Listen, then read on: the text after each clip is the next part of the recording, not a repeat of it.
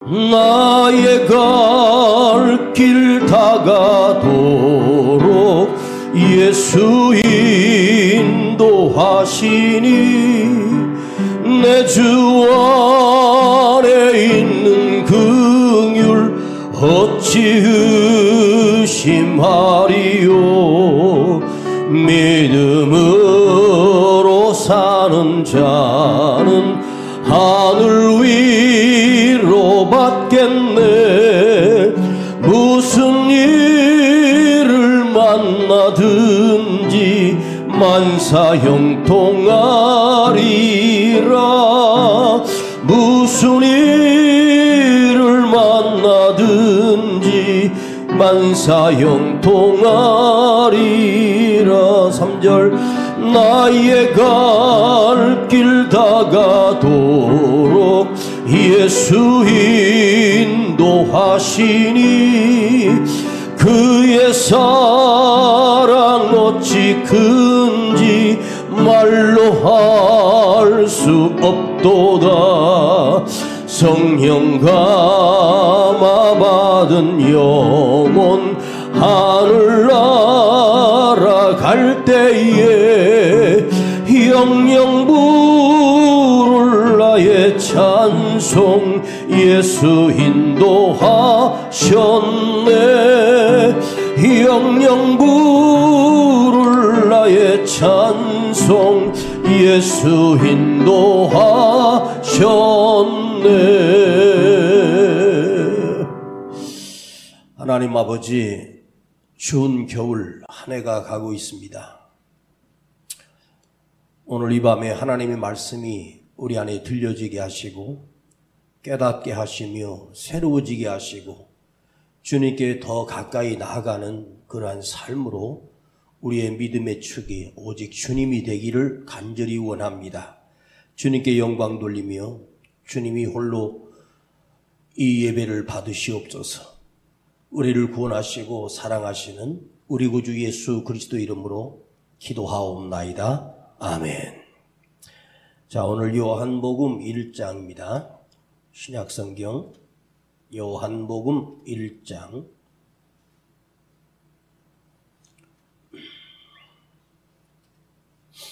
요한복음 1장 43절로 49절까지 보겠습니다. 요한복음 1장 43절로 49절까지 봉독합니다. 시작.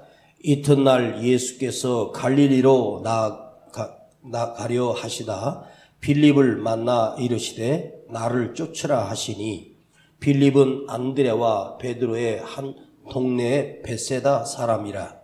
빌립이 나다나엘을 찾아 이르되 모세가 율법에 기록하였고 여러 선지자가 기록한 그 일을 우리가 만났으니 요셉의 아들 나사렛 예수니라. 나다나엘이 가로되 나사렛에서 무슨 선한 것이 날 수 있느냐. 빌립이 가로되 와 보라 하니라.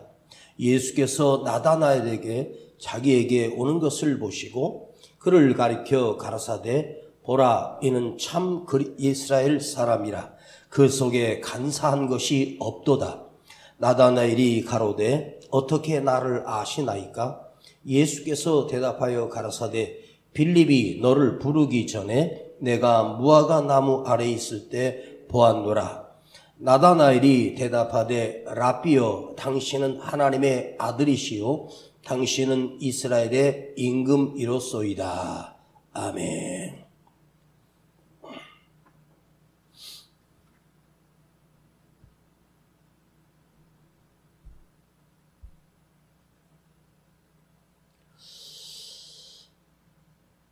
우리는 같은 대한민국에서 태어났고 같은 대한민국에서 자란 우리의 국어를 쓰는 동일 민족이 틀림이 없습니다.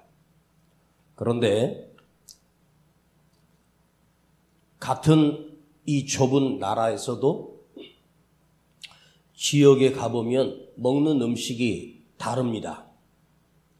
음식을 해먹는 방법도 다르고 김치를 담그는 것도 동일하지만 무슨 재료를 넣고 어떻게 담는지 지역마다 서로 다를 수밖에 없습니다. 그렇게 잘한 사람들끼리 타 지역 사람과 만나서 대화를 하고 이야기를 하고 할 수 있습니다. 그런데 똑같은 대한민국 사람이면서도 같이 대화를 해보면 나와 생각이 서로 다르다는 사실을 서로가 확인하게 될 때가 많습니다. 똑같은 상황인데도 똑같은 상황에서도 반응하는 것이 전혀 다르다는 것입니다.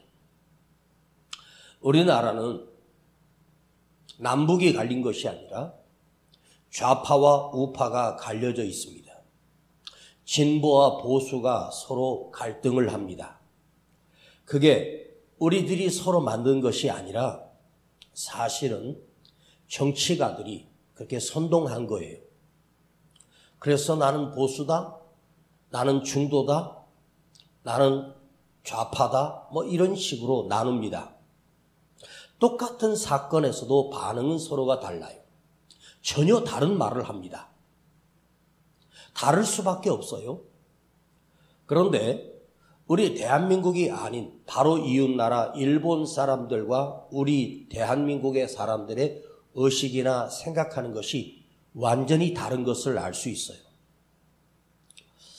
왜냐하면 그 사람에게 심겨진 생각이나 사고방식들이 서로가 다른 경험 속에서 살면서 다를 수밖에 없지요. 다른 환경에서 살던 남녀가 둘이 만나 연애를 하고 결혼을 했습니다. 정말 사랑해서 결혼했습니다.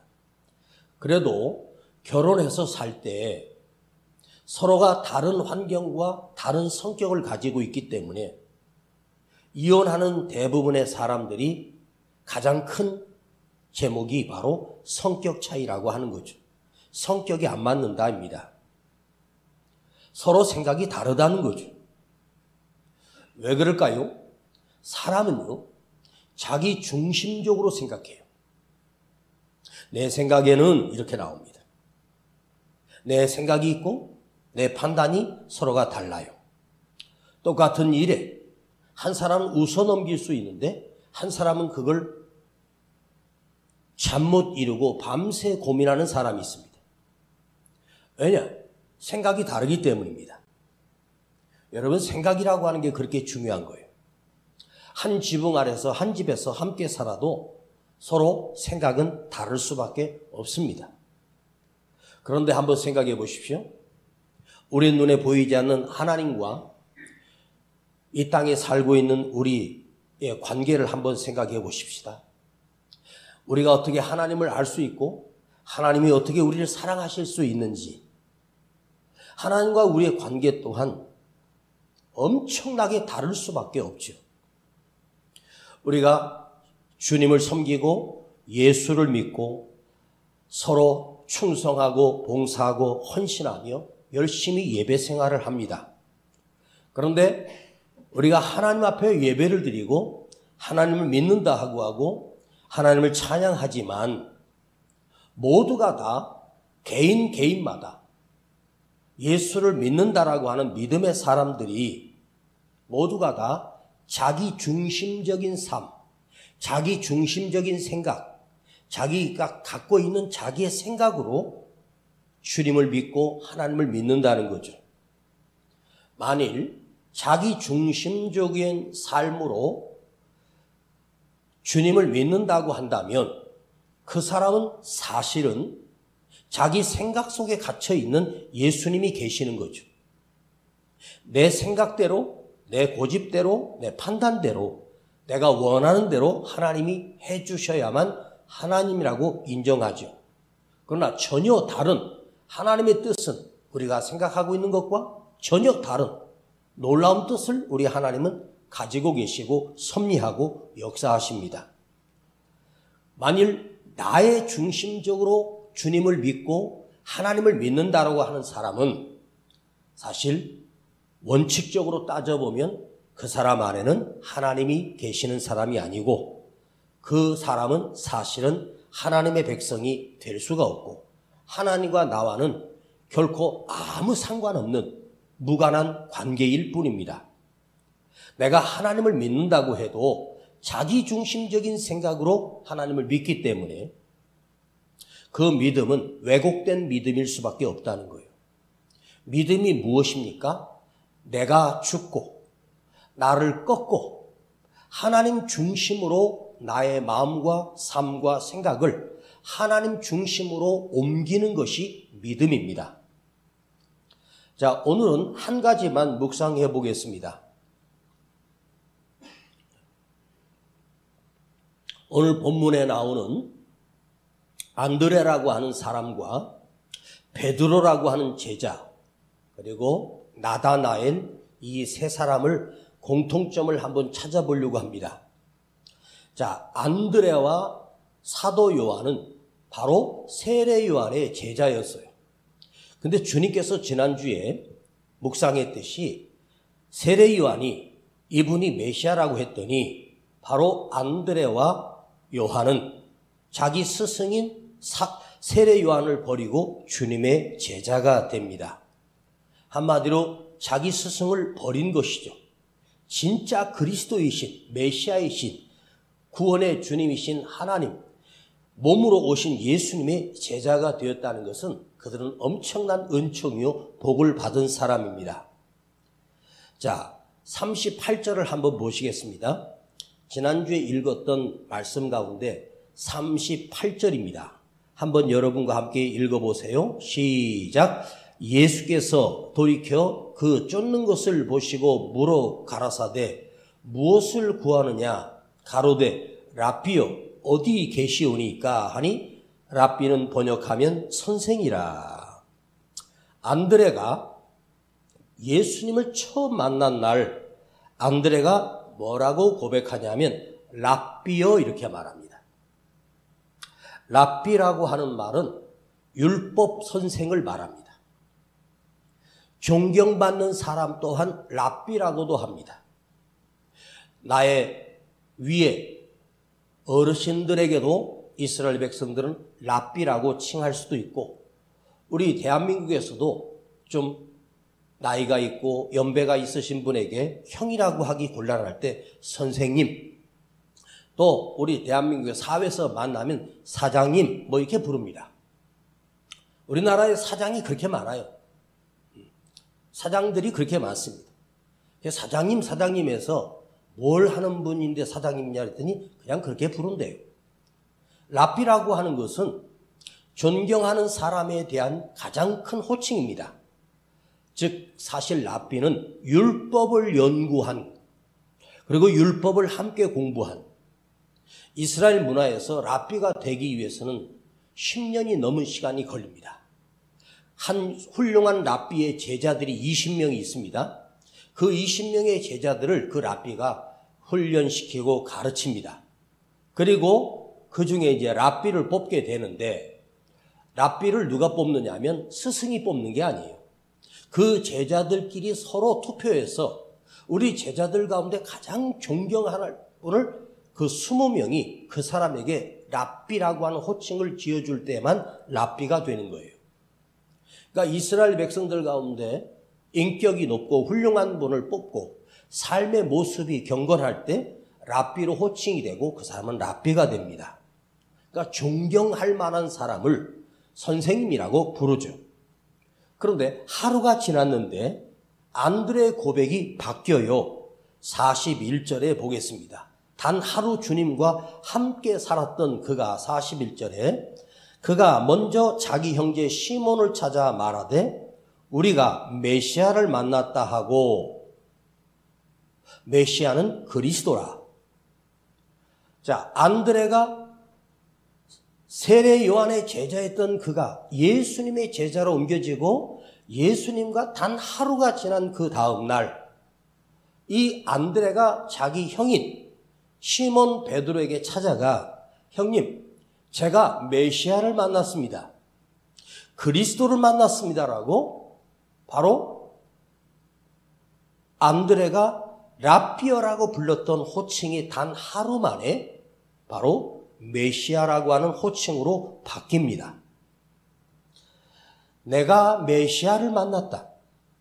단 하루를 주님과 함께 있었는데 선생에서 그리스도 구원자로, 여러분, 랍비가 아무리 많아도, 아무리 훌륭한 랍비라도 내 생명을 구원할 능력이 없습니다.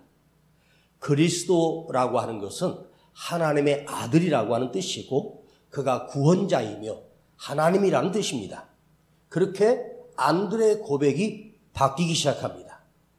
자, 그 이름이, 호칭이 랍비어에서 메시아로 바뀌게 된 호칭은 굉장히 중요한 호칭이에요. 세례 요한을 평생을 쫓았던 그가 세례 요한에게 메시아라고 단 한 번도 불러본 적이 없습니다. 메시아는 누구입니까? 하나님의 아들입니다. 하나님이십니다. 구원하실 메시아입니다. 구원하실 그리스도라고 하는 거예요. 그러니까 하나님이에요. 그러니까 안드레가 단 하루 만에 존경하는 스승으로 자기가 따랐던 스승이었던 세례 요한에게는 랍비어 이렇게 불렀습니다. 그런데 예수님을 만날 때 처음으로는 랍비라고 불렀다가 예수님을 만나고 나서 단 하루 만에 그의 삶의 축이 바뀐 거예요. 그리스도로 바뀐 거예요. 메시아로 부르게 됩니다. 그러니까 안드레가 예수님을 만났다라고 하는 것은 나의 지식적으로 가르쳐주는 스승이 아니라 나를 구원하실 메시아로, 나를 구원하실 그리스도로 안드레의 호칭이, 주님을 부르는 호칭이 달라졌어요. 자, 두 번째 사람, 안드레가 자기 형인 시몬이죠. 원래 이름은 시몬입니다. 요하나의 아들 시몬입니다. 근데 그 이름이 지난주에 게바라, 내가 장차 너를 게바라 부르리라. 게바는 베드로, 반석이라는 뜻입니다. 지난주에 게바라 부르리라 이 말씀을 묵상했었습니다. 자, 안드레가 자기 형 시몬을 주님께 데려가 주님을 만났더니 주님이 그를 보는 순간 너는 앞으로 게바다. 너는 반석이다. 너 그 이름 위에 내가 교회를 세울 거야. 엄청난 이름을 바꿔주셨습니다. 그런데 여러분, 요한복음에는 기록되어 있지 않았지만 누가복음 5장에 여러분들 기억하십니까? 시몬은 그의 직업이 어부입니다. 밤새 고기 한 마리 잡지 못했을 때 그 다음날 아침에 그물을 씻어 정리하고 있을 때 주님이 그에게 다가오셔서 내가 너의 배에 타겠다. 그 배에 오르시는 것입니다. 그리고 시몬에게 깊은 곳으로 가자는 것입니다. 그리고 깊은 곳에 가서 금을 내려 고기를 잡으라 이렇게 말씀하십니다. 얼마 전에 만났던 내 동생이 소개해줬던 그 메시아. 그런데 이 두 사건이 요한복음에서는 너는 장차 게바라 하리라 그 후로 시몬이었던 베드로가 바로 예수님을 따른 게 아니라는 거예요. 그 소리를 들었지만 시몬은 예수님을 구세주로 메시아로 믿지 않았습니다. 이것은 요한복음에 나온 기록과 누가복음에 나온 기록은 전혀 다른 것이 아니라 두 가지 사건이 있었다는 거예요. 누가복음에는 베드로가 어떻게 예수님의 제자가 되었는지를 상세히 우리에게 기록해 주고 있는 거예요. 안드레 동생이 시몬 자기를 주님께 데려가 메시아라고 구원자라고 이렇게 소개를 했지만 시몬이었던 그 베드로는 주님을 따르지 않았다는 뜻입니다. 시몬은 예수님을 따를 이유가 없었습니다. 자기 동생이 흥분해서 형님 내가 진짜를 만났다고 아무리 해도 시몬이 예수님을 보는 순간 하찮은 인간으로 보였고 별로 대단해 보이지 않았습니다. 나에게 게바라고 하는 이름을 붙여줬지만 감동이 없었습니다. 자기가 가정을 가지고 있고 자기 아내도 있는 사람이고 또 직업이 어부이고 나는 가정을 지켜야 될 가장입니다. 그는 어부의 자리를 버리고 그의 제자가 될 생각이 전혀 없었습니다. 자기 동생은 메시아를 만났다 기뻐하는데 베드로는 하찮은 인간으로만 보인 것입니다. 왜 그럴까요? 시몬이 아무리 생각해도 그가 예수로, 그리스도로, 메시아로 보이지 않았습니다. 왜 그럴까요? 시몬은 무엇이 우선이었냐면 자기 판단이 우선이고 자기 생각이 먼저이고 자기 중심적인 생각으로 살던 인간입니다.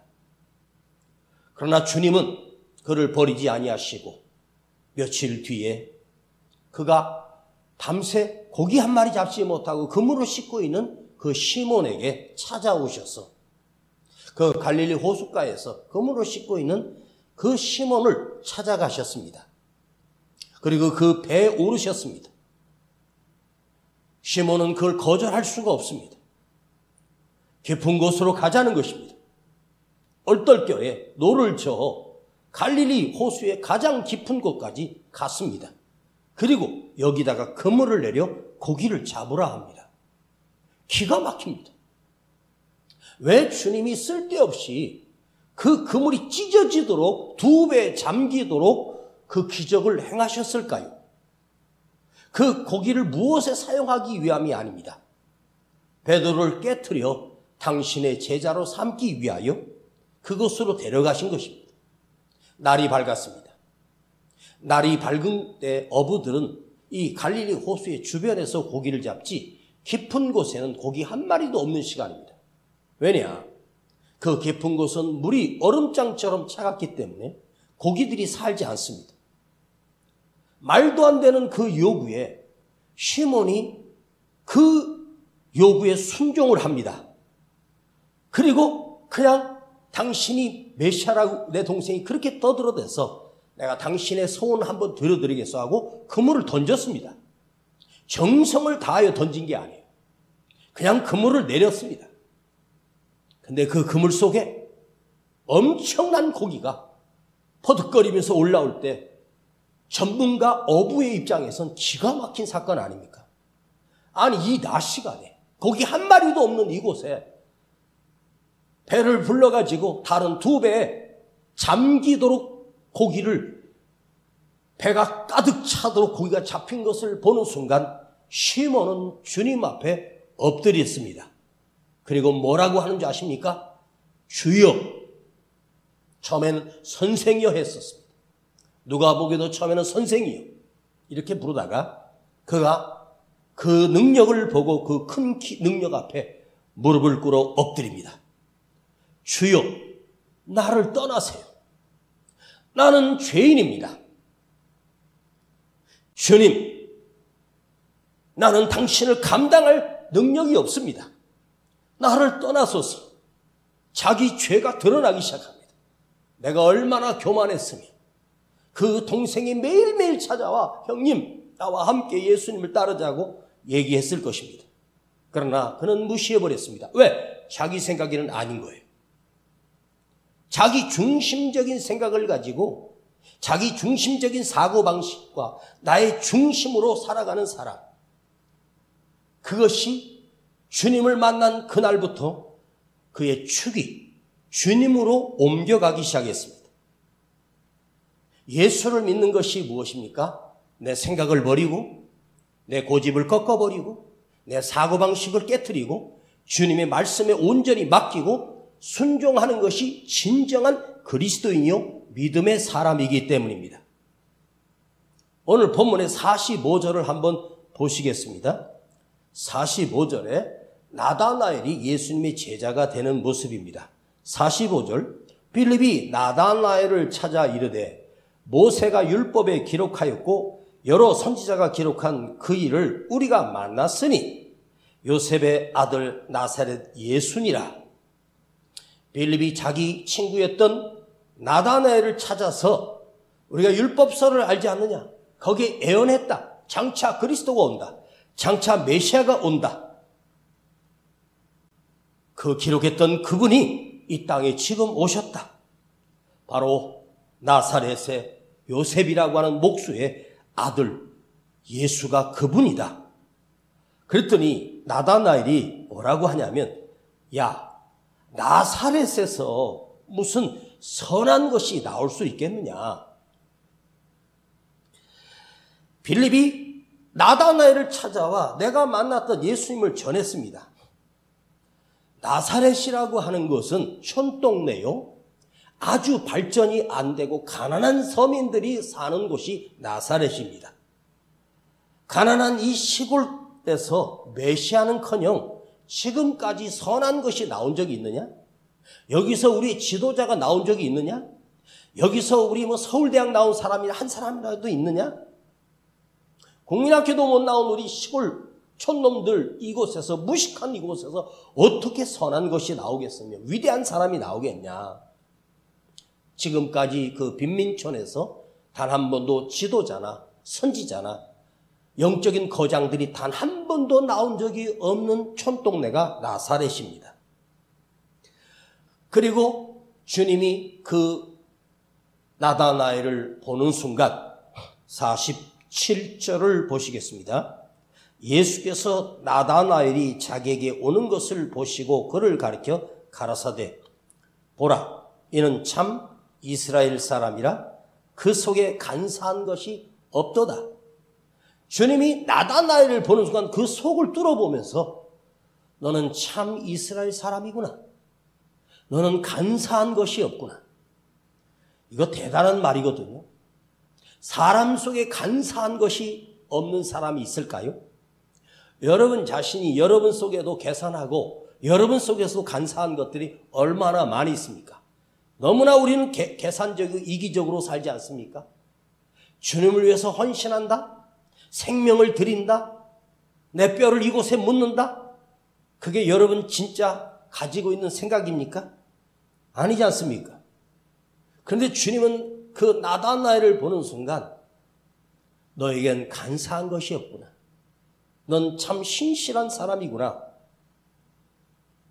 그러니까 나다나엘이 저를 어떻게 아십니까? 네가 무화과 나무 아래 있을 때 내가 너를 보았어. 이스라엘 백성들에게 무화과라고 하는 나무는 신성한 나무입니다. 무화과 나무라고 하는 것은 그리스도를 대칭하는 예표일 수도 있습니다. 이스라엘에 그야말로 가장 많은 나무가 무화과 나무였습니다. 그 무화과, 꽃이 없지만 열매가 있는 그곳에서 사람들이 무엇을 했는 줄 아십니까? 그곳에 서로가 말씀을 논하고 기도했던 장소가 무화과 나무 아래입니다. 내가 너를 무화과 나무 아래 있을 때 보았어. 그러면 나다나엘이 무화과 나무 아래서 무엇을 했겠습니까? 하나님, 메시아를 보내주신다고 했지 않았습니까? 그리스도를 우리에게 보내주신다고 하지 않았습니까? 이사야서에서 곧 오신다고 하셨지만 언제입니까? 하나님 하면서 나다나엘이 이 망가진 나라, 이 로마의 압제에서 망해가고 있는 나라를 향해서 하나님께 간절히 기도했던 사람이 바로 나다나엘입니다. 네가 무화과 나무 아래서 거기서 간절히 나에게 기도하지 않았냐? 내가 그걸 보았단다. 그 순간 나다나엘이 깜짝 놀랐습니다. 당신은 하나님의 아들이십니다. 당신은 이스라엘의 임금입니다. 그 순간부터 그는 주님의 제자가 됩니다. 자기 삶의 중심에서 자기 삶에 고집하며 살던 인간이 나의 중심에서 축이 주님의 중심으로 축이 옮겨갔다는 말이에요. 여러분들이 예수님을 한낱 스승이나 위대한 율법사 정도로 존경하는 사람이 아니라 예수님이 여러분에게 나의 주님이 되기를 축복합니다. 나의 구주가 되기를 축복합니다. 그것은 내가 주인이었던 인생이 자기 생각이 주인이었고 나의 배움이 주인이었던 내가, 나의 중심의 축이 주님께로 옮겨졌다는 말이에요. 그 사람은 누구냐? 바로 주님의 사람이 된 거예요. 오늘 여러분이 자기 생각과 자기 고집과 자기 계산과 자기 이득에 매어 살던 우리가 주님의 사람으로 옮겨지는 진정한 주님의 사람이 되기를 간절히 축복합니다. 어쩌면 오늘 이 설교를 여러분은 단 한 번 듣고 끝날지도 몰라요. 제가 이 설교를 다시 할 기회가 거의 없을 것 같아요.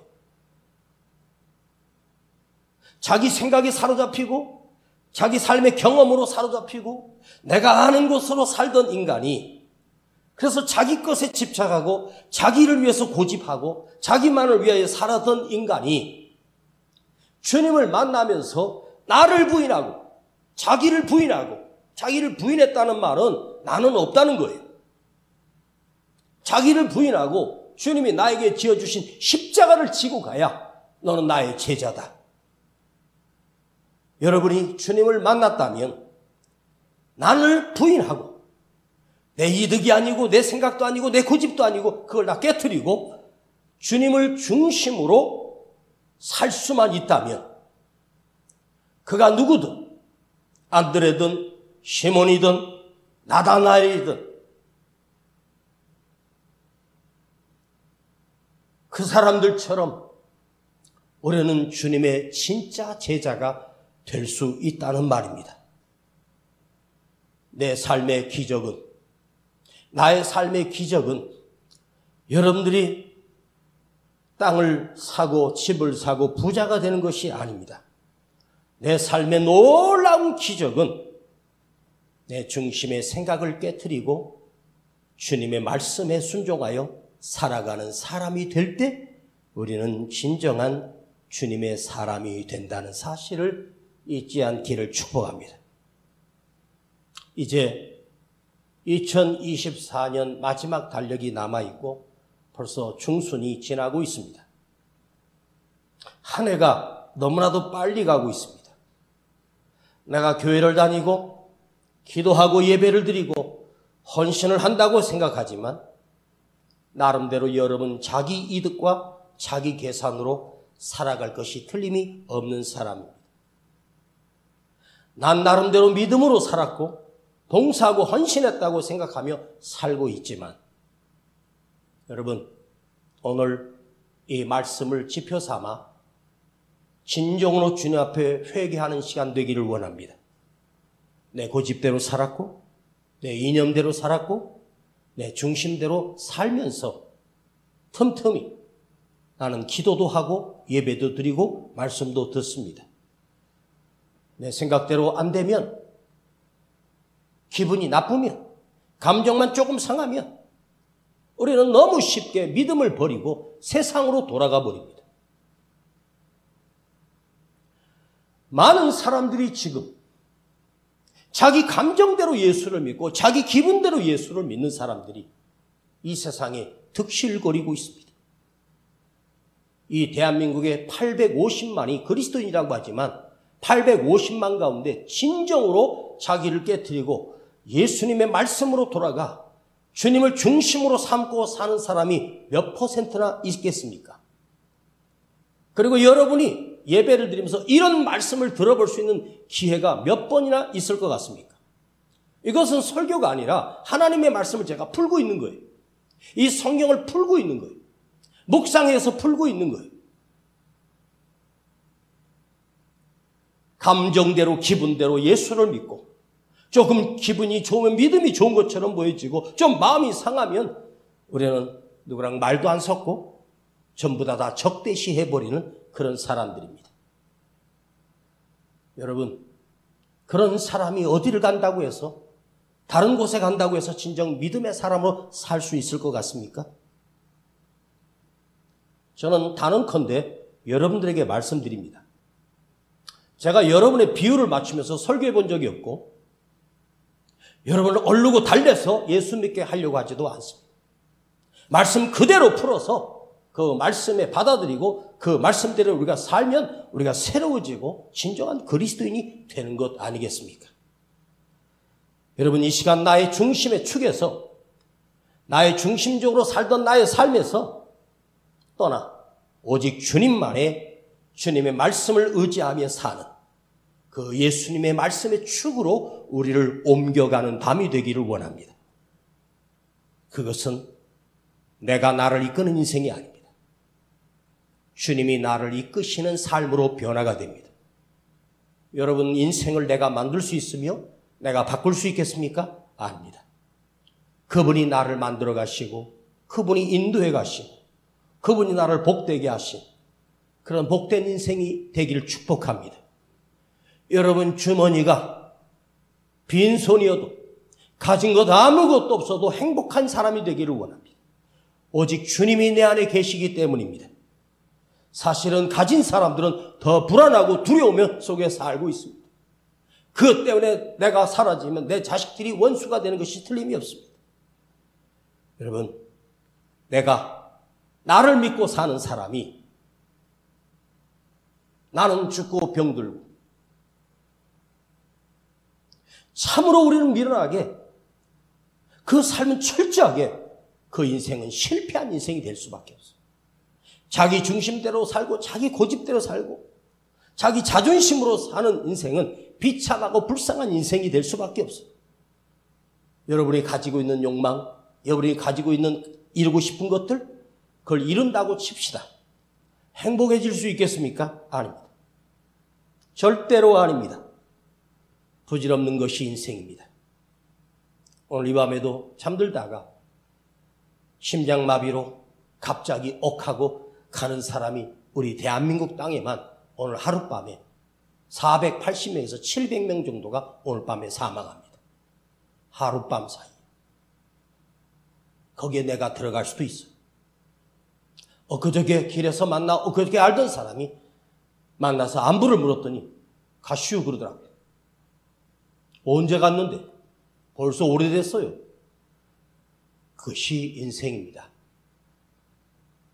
여러분, 자기 중심의 삶에서 벗어나 내 것을 버리고 오직 주님이 나의 중심의 삶의 주인이 되는 것.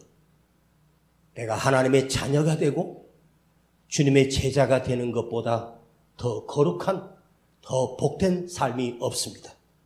사랑하는 여러분, 우리 주님의 제자로 돌아가십시다. 진정한 믿음의 사람이 되기를 간절히 축복합니다. 내 힘으로 살 수 없습니다. 내 생명도 내 것이 아닙니다.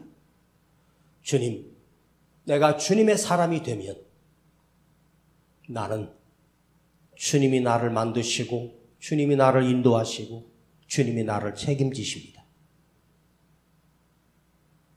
이 말씀을 평생을 기억하십시오. 나의 고집과 나의 생각의 축에서 주님께로 옮겨지는 것이 믿음입니다. 내년도 우리 교회 표를 주님께 더 가까이라고 하는 표를 한 이유는 바로 오늘 이 메시지입니다. 혹여나 신년에 이 말씀을 우리 성도들과 함께 나눌지도 모릅니다. 상관없습니다. 이 말씀을 또 듣고 또 들어도 여러분에게 은혜가 넘치고 이것이 진정한 믿음의 사람이 되는 것. 우리 주님께 더 가까이 나가십시다. 나의 고집을 버리고 나의 생각을 꺾고 주님의 축으로 그 말씀이 나의 중심이 되고 그 말씀을 나를 인도해주는 거룩하고 복된 아름다운 우리 모두의 믿음의 사람이 되십시다. 기도하겠습니다. 주님 감사드립니다. 내 힘으로 살 수 없다는 사실을 고백합니다. 주님을 만났던 사람들은 하루 만에 랍비에서 주님으로 옮겨갔습니다. 메시아로 옮겨갔습니다. 그리스도로 옮겨갔습니다. 주여, 오늘 내 삶의 중심이 주님께로 다시 돌이키게 하시고 내 안에 하나님의 말씀이 살아있는 진정한 예수의 사람, 주님의 사람으로 나를 변화시켜 주시옵소서. 우리 주 예수 그리스도의 이름으로 기도하옵나이다. 아멘. 나의 갈 길 다가도록 예수